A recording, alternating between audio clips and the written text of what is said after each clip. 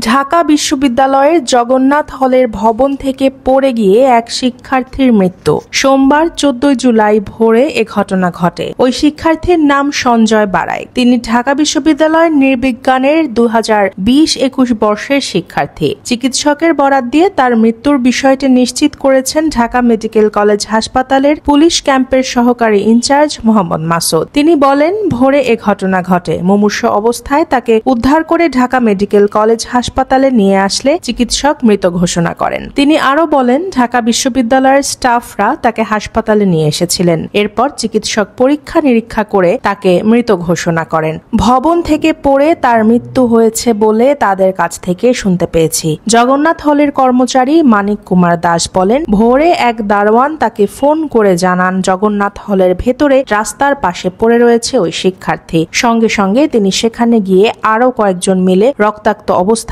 তাকে হাসপাতালে নিয়ে আসেন, তবে তাকে বাঁচানো সম্ভব হয়নি। তিনি বলেন, হলের সিসি ক্যামেরার ফুটেজে দেখা গেছে ওই যুবক ভবন থেকে ওখানে পড়ে গেছে, তবে কিভাবে পড়েছে বা লাফ দিয়েছে কিনা তা বলতে পারছেন না। সঞ্জয়ের বাড়ি হবিগঞ্জের চুনারুঘাট উপজেলায়। এদিকে ঘটনার কয়েক ঘন্টা আগে সঞ্জয় তার ফেসবুকে লিখেছেন, আমি আমার ভুল বুঝতে পেরেছি। আমি দিনের পর দিন কাউকে ডিস্টার্ব করে গেছি। উল্টো মানুষকে দোষারোপ করা আমার একদম ঠিক হয়নি। আমি সকলের কাছে ক্ষমা প্রার্থী। আমি দিনের পর দিন অন্যায় করেছি। নিজের দোষ ঢেকে অপরজনকে দোষ দেয়া আমার ঠিক হয়নি। আমি সকলের কাছে ক্ষমা চাচ্ছি। আমার কারণে কারো কোনো ক্ষতি হলে সে দায় একান্তই আমার। আমি ক্ষমা চাচ্ছি।